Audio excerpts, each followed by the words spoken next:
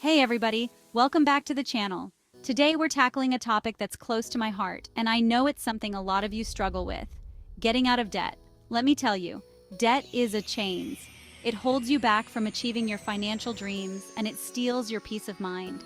But don't you worry, because I'm here to tell you that there's hope. We're going to walk through my proven 7-step plan to eliminate debt and take control of your finances. No more feeling like you're drowning in bills. We're going to get you on solid ground. This plan is simple, but it's not always easy. It takes commitment, discipline, and a whole lot of gazelle intensity. But trust me, the feeling of being debt-free is worth every bit of effort.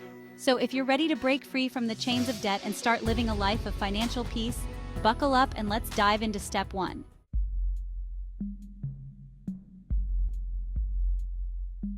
The first step to getting out of debt is like looking at yourself in the mirror.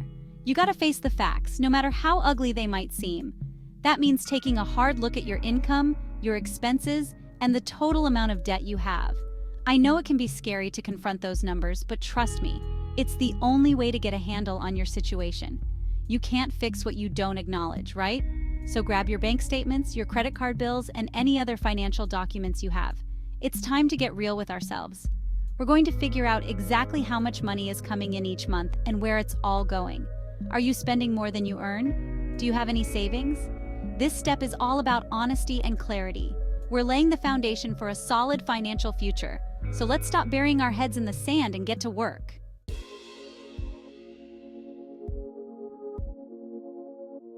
Now that you've gathered all your financial documents, it's time to dig in and start analyzing.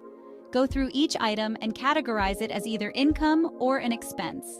Income is pretty straightforward. Your paycheck, any side hustles, or other sources of money coming in. Expenses are everything you spend money on, from your rent or mortgage to your daily coffee. Don't forget about those irregular expenses like car repairs or holiday shopping. This is where you might start to see some areas where you can cut back. Are you spending $200 a month on takeout coffee? That's $2,400 a year you could be putting towards your debt. The goal here is to get a crystal clear picture of your cash flow. Once you know where your money is going, you can start making changes and redirect it towards crushing that debt.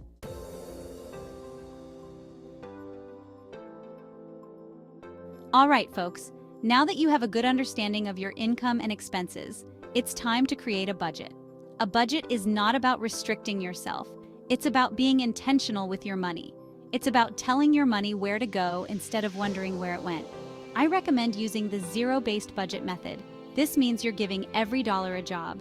You're allocating every single dollar you earn to a specific category, whether it's housing, food, transportation, debt repayment, or even fun money. This might sound intense, but it's the key to taking control of your finances. When you have a plan for every dollar, you're less likely to overspend or make impulse purchases. Remember, a budget is a living, breathing document. It's okay to adjust it as needed, but the important thing is to have a plan and stick to it as closely as possible.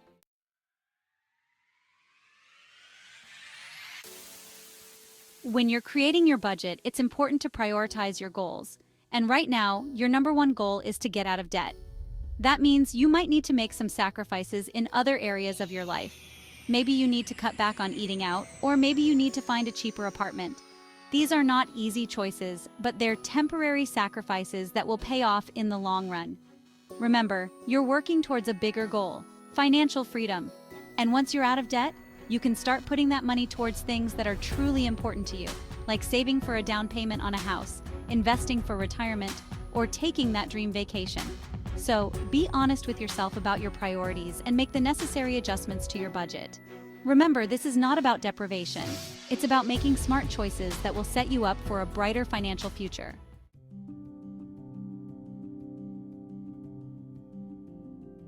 All right, folks, we're tackling debt head-on, but hold your horses. Before you start throwing every spare penny at those credit card balances, we gotta talk about building a little breathing room. I'm talking about an emergency fund, people. Your first line of defense against life's little surprises. You see, without an emergency fund, unexpected expenses can derail even the most disciplined debt snowball. Car breaks down? Bam! You're reaching for the plastic and adding to the debt pile. Medical bill arrives in the mail? Wham! You're dipping into your debt repayment money just to stay afloat. That's why it's crucial to have a small emergency fund in place before you go full throttle on debt repayment. Now, I'm not talking about a year's worth of expenses here. We just need enough to cover those minor emergencies without derailing your progress. Think of it as your financial shock absorber, a little cushion to prevent those unexpected bumps in the road from turning into major financial setbacks. Remember, we're building a solid foundation for your financial future, and that starts with being prepared for the unexpected.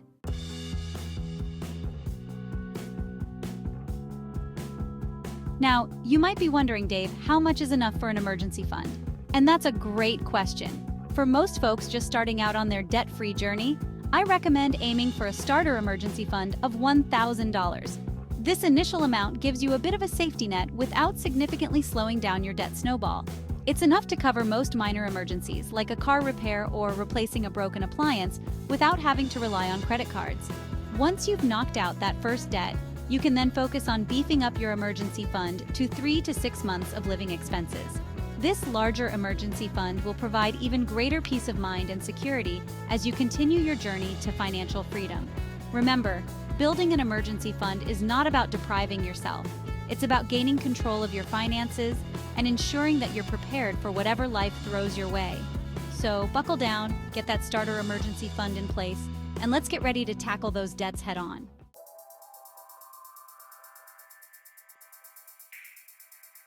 All right, folks, it's time to get real, get honest, and face those debts head on. I know it can be scary, like staring down a grizzly bear after it's just finished a jar of honey, but trust me, knowledge is power. We're going to grab a pen and paper or open up that spreadsheet you've been neglecting and make a list of every single debt you owe. That's right, every credit card, every student loan, every personal loan, every medical bill, lay it all out on the table. I don't want any hiding, no sweeping things under the rug. We gotta see the beast in its entirety to conquer it. List the creditor, the total amount owed, the interest rate, and the minimum monthly payment for each debt. This list, my friends, is your battle plan. It's going to show you exactly what you're up against and help you prioritize your attack. Remember, we're not just throwing money at this problem. We're being strategic, we're being intentional, and we're taking control.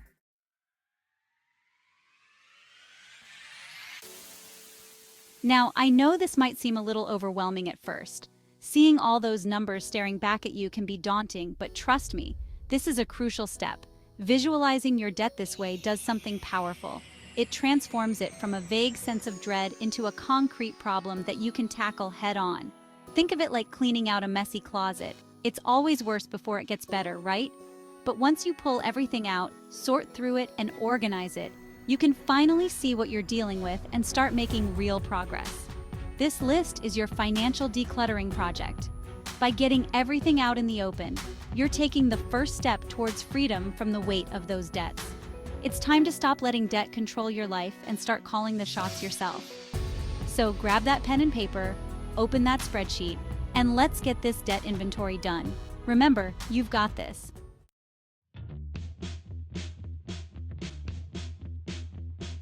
All right, folks, we've got our emergency fund in place, we've faced our debts head on, and now it's time to choose our weapon in this debt-slaying battle.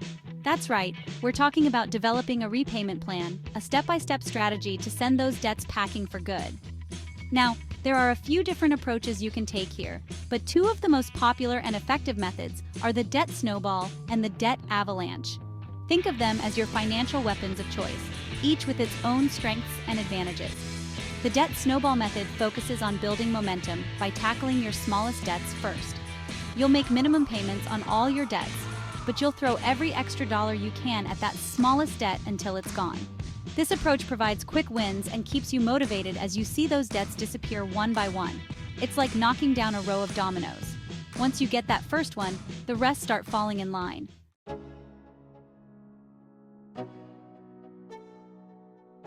Now, if you're more of a numbers person, the debt avalanche method might be more your speed. With this approach, you'll target the debt with the highest interest rate first, regardless of the balance. By tackling the debt with the highest interest rate, you're minimizing the amount of interest you pay over the life of your loans. It's like taking out the biggest, baddest monster in the dungeon first. Once it's gone, the rest seem much more manageable. Both the debt snowball and debt avalanche methods have their pros and cons, so it's important to choose the one that best suits your personality and financial situation. The key is to pick a plan and stick with it. Remember, consistency is key when it comes to debt repayment. Choose your weapon, develop your battle plan, and let's get ready to win this war against debt.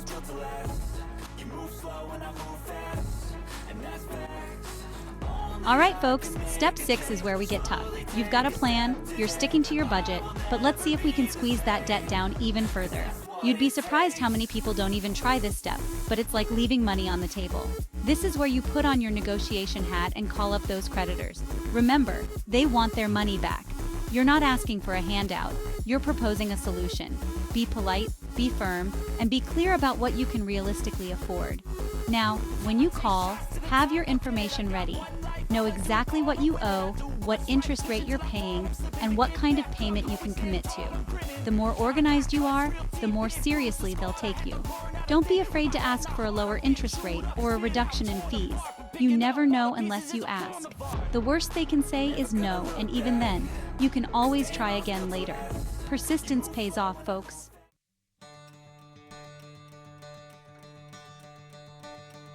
I've heard from so many people who were able to negotiate lower interest rates, waived fees, and even reduced balances just by picking up the phone and having a conversation. Remember, these creditors are often willing to work with you, especially if they see you're serious about getting out of debt. Now, a word of caution: don't make promises you can't keep. Don't agree to a payment plan that breaks your budget. It's better to start with a lower amount you know you can handle and then increase it later if your situation improves. And listen carefully to what the creditor is offering. Take notes, get everything in writing, and make sure you understand the terms before you agree to anything. This is business, folks, and you need to treat it that way. So be bold, be proactive, and negotiate. You've got this. Taking control of your finances means taking the reins and talking to the people you owe money to. You might be surprised at how much they're willing to work with you.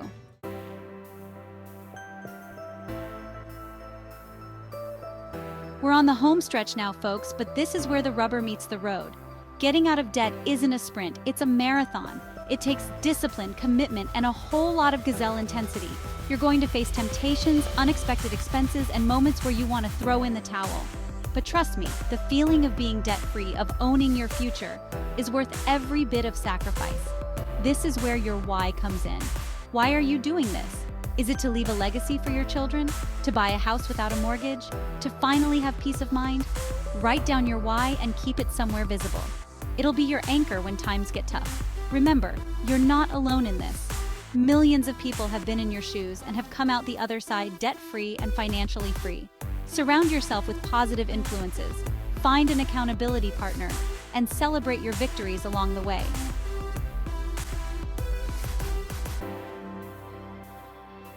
Now, staying committed also means staying informed. Don't just set it and forget it. Review your budget regularly, track your progress, and make adjustments as needed. Life throws curveballs, and your budget needs to be flexible enough to handle them. Make it a habit to check in on your accounts at least once a week. Look for any areas where you can cut back, any unnecessary expenses that can be eliminated. Remember, small changes add up over time.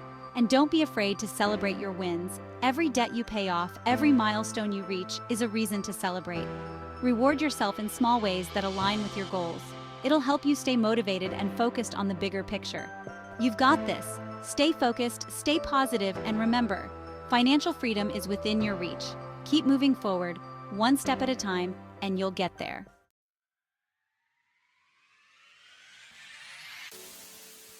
Well, folks, there you have it. The 7 steps to kick debt to the curb and take control of your financial future. Remember, it's not about being perfect, it's about making progress.